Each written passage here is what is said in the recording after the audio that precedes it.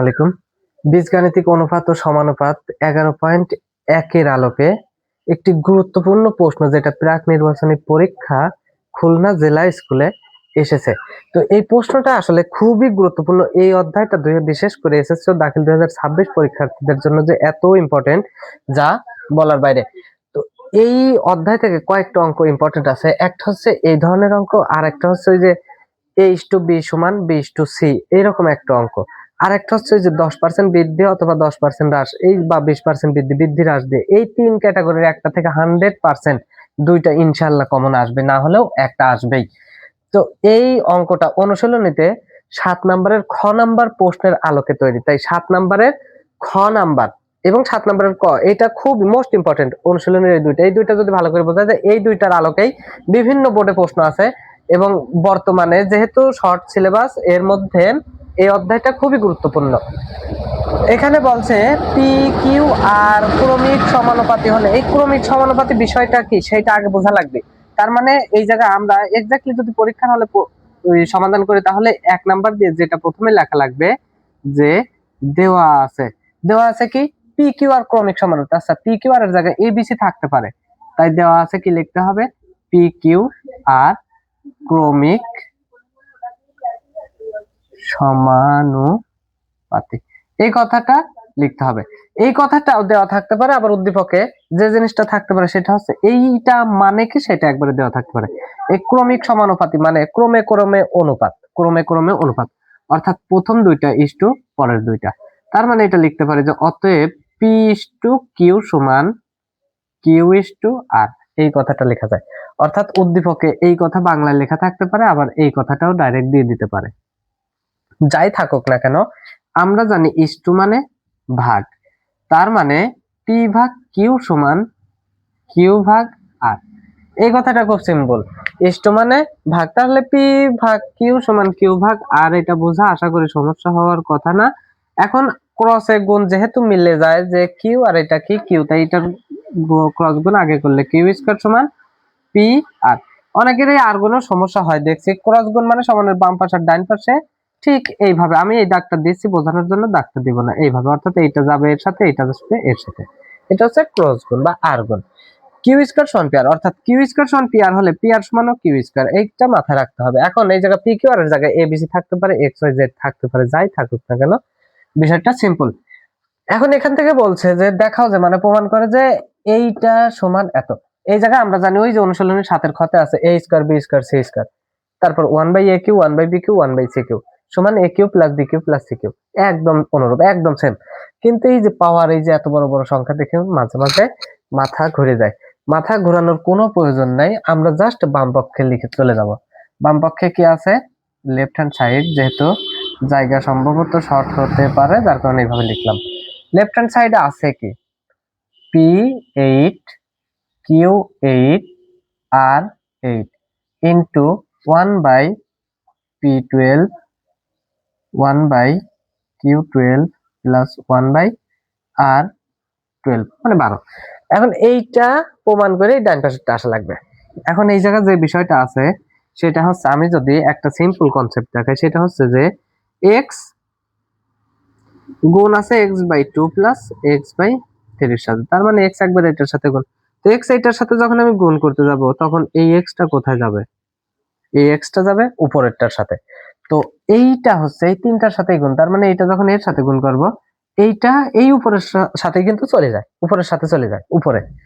তাহলে এটা 1 এর সাথে গুণ করলে এইটা যা আছে তাই হবে। তার মানে এইভাবে লেখা যায় যে p8 q8 r8 এইটা ভাগ p12, এটা লেখা যায়। এইটা কিন্তু তিনটার উপরেই চলে যায় উপরে, সহজ বিষয়।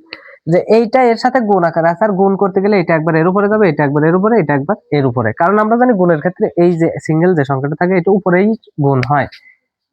তো উপরে p8 q8 r8 ভাগ নিচে কত q12 প্লাস, এখানেও সেম p8 q8 r8 ভাগ r12।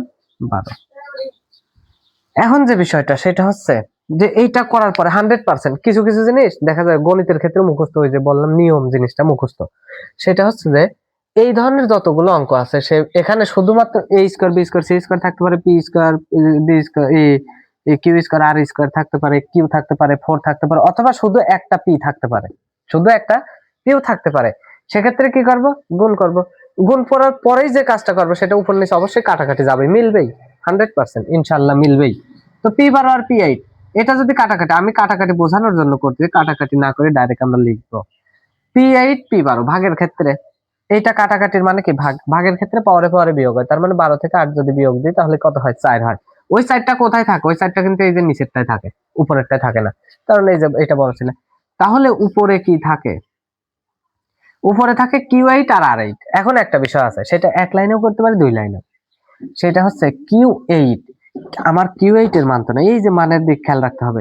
স্কোয়ার দিয়ে যদি থাকতো বি স্কোয়ার থাকতো, বি স্কোয়ারের ডাইরেক্ট মান ছিল বি স্কোয়ার সমান এসি হতো, কিন্তু এখানে তো Q8 কিউ স্কোয়ারের মান আছে, তাহলে Q8 কে কিন্তু স্কোয়ার করা যায়, অর্থাৎ স্কোয়ার কে 4 করলে Q8 হয়। আমরা জানি পাওয়ারের পাওয়ার গুণ হয়, তার মানে 4 দুগুণ 8, 4 দুগুণ 8, অর্থাৎ এই Q⁴ কে ভাঙা যায়। যেমন আমরা কয়েকটা বিষয় করছি, সেটা হচ্ছে যে যদি আমরা 8 কে ভাঙি, x⁴ কে ভাঙি, এটাকে কি করছি? এক্স স্কোয়ারের স্কোয়ার দিই নাই, ওই যে স্কোয়ারের সূত্র মিলানোর জন্য।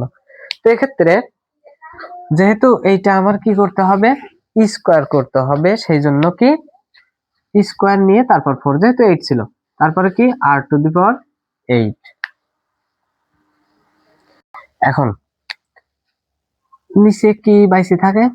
p⁴ প্লাস এখানে কিউ, এই যে Q8 Q12 যদি কাটি তাহলে Q4 নিচে থাকে, তাহলে উপরে থাকে কি? উপরে আমরা একটা বিষয় খেয়াল করতেছি, পি এরও আলাদা মান নাই, আর এরও আলাদা মান নাই, সেই স্কোয়ার থাকবে 8 থাক, পি আর দুইটা একসাথে মান আছে, এইটা সমান এইটা, পি আর হলে পি আর সমান কিউ স্কোয়ার। তাহলে এই পি এবং আর দুইটার উপরে যেহেতু একই পাওয়ার, তাই দুইটাকে একসাথে লিখে পাওয়ার 8 মানে লিখে দেওয়া যায়। যদি স্কোয়ার থাকতো দুইটার উপরে পাওয়ার স্কোয়ার দিতাম। নিচে কি পাইছি থাকে? Q⁴ প্লাস, এখন এই যে r8 r12 r⁴ তাহলে কত থাকে? 4।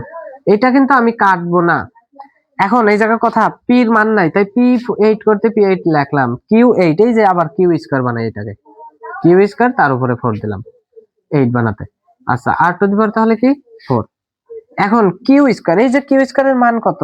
পি আর, তাহলে পি আর, এই যে কিউ স্কোয়ারের মান পি আর দিছে, কিন্তু এর উপরে পাওয়ার ছিল কত? 4। তারপরে কি r⁴।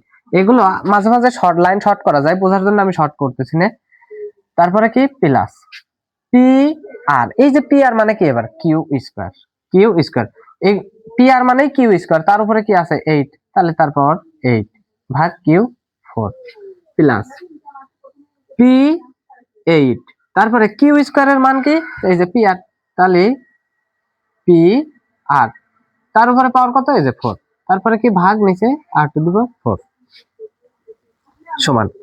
এখন পি এর উপরেও 4 আছে, আর এর উপরেও 4 আছে, তাই পি এর উপরেও 4 আর এর উপরেও 4 ইনটু এই আর এর উপরে আরেকটা কি আছে? 8 দিলাম, নিচে কি p⁴ প্লাস কিউ স্কোয়ারের 8 করলে পাওয়ারের পর 8 দুগুণ কত হয়? 16, তার মানে Q16, তারপরে Q4 প্লাস P8। এখন পি এর উপরে 4 আছে, P4 ইনটু আর এর উপরে 4 আছে, R4, নিচে কত? r⁴ r⁴ কেটে গেল, p⁴ কেটে গেল। এখন Q⁴ থেকে যদি কাটি, মানে ভাগের ক্ষেত্রে পরে পরে বিয়োগ, তাহলে উপরে Q⁴ থেকে 4 বাদ দিলে 12 থাকে, Q⁴ এখানে বেঁচে থাকে। তো এখন জায়গা শর্ট, যার কারণে আমি বামে চলে আসলাম। এইটা প্রথম অংশ, এটা দ্বিতীয় অংশ, এবার যেটা লিখবো এটা তৃতীয় অংশ। তো এখন এখানে কি আছে? দুইটাই আর, আর আর আর যেহেতু গুণের ক্ষেত্রে আবার পাওয়ারে পাওয়ারে যোগ হয়, তার মানে r⁴ কত? 8 আর 4 12 প্লাস এখানে তো Q⁴ বাইসে আছে, নিচের 1 এর দাম নাই, প্লাস এখানে পি দুইটাই এবং পাওয়ার 8 আর একটা 4, তার মানে p⁴ 8 আর 4 কত হচ্ছে? 12। এইটাই যদি সাজিয়ে লিখি p⁴ 12 Q⁴ 12 r⁴ এইটাই হচ্ছে প্রমাণিত। আশা করি বুঝতে পারছে, এবং যদি ভিডিওটি ভালো লাগে লাইক কমেন্ট এবং শেয়ার করে পাশে থাকবে।